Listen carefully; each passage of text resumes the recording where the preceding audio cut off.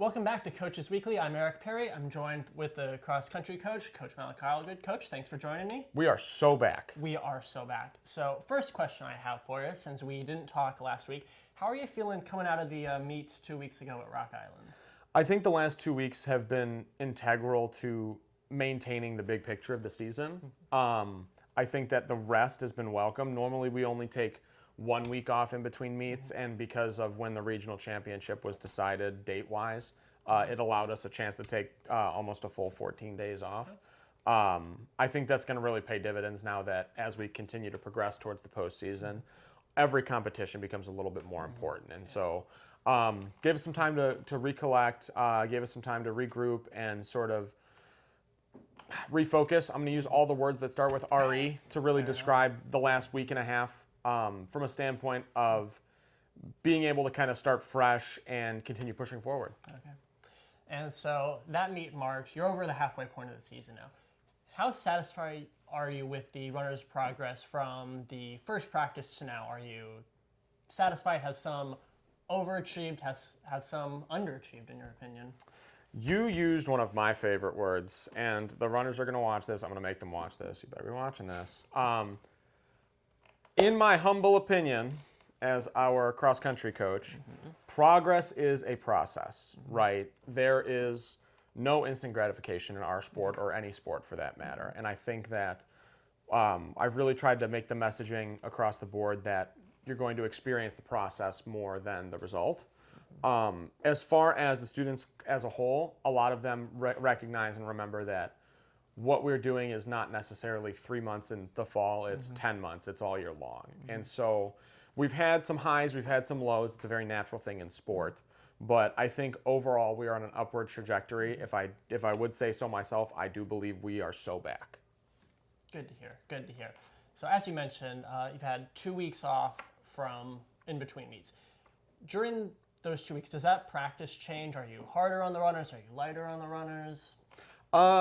I've always carried a training mantra of keeping the hard days hard and letting the easy days be easy. I really like to optimize those days that we are working out.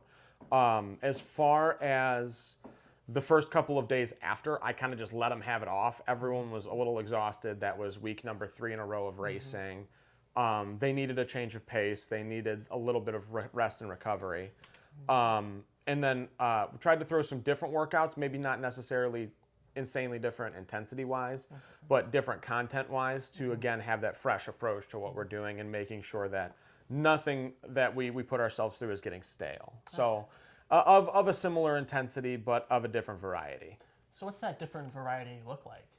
Normally what we try to do in endurance training is focusing on the aerobic system, the anaerobic alactic, the anaerobic glycolytic, all these different scientific terms that make everyone's head hurt when we talk about them.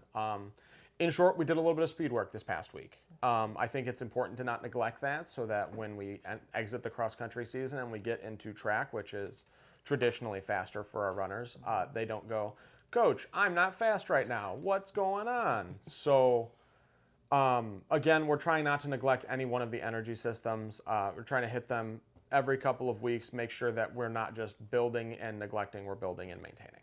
Okay. And then at the meet 2 weeks ago, Ariel Martinez had a team high. She finished in 20th place. Do you think that moving higher up on the leaderboards like that is a good sign of like where she's going to be as you head into conference and regionals? Yeah, a top 20 finish for Marty is good because she kind of needs that confidence builder. She came away with all conference in cross last year, and I think that was a huge step in the right direction for her. But now her senior year, her final go, coming up on November 2nd, I want to make sure that she kind of has her laurel and maybe even like a little bit of a chip on her shoulder as far as that's concerned, to just get both sides of it and make sure that she doesn't take that sort of thing for granted. And at the same time, she's able to show that she can be capable of doing something of that nature, but never is it promised, right? Okay. I want to allow her to build the confidence up and then remind herself that she's capable while still pushing her and telling her that there's always going to be more in the tank. Okay. In your opinion, how much of cross country is mental versus physical? Is it like 25-75 or 50-50? Oh gosh. 71-29.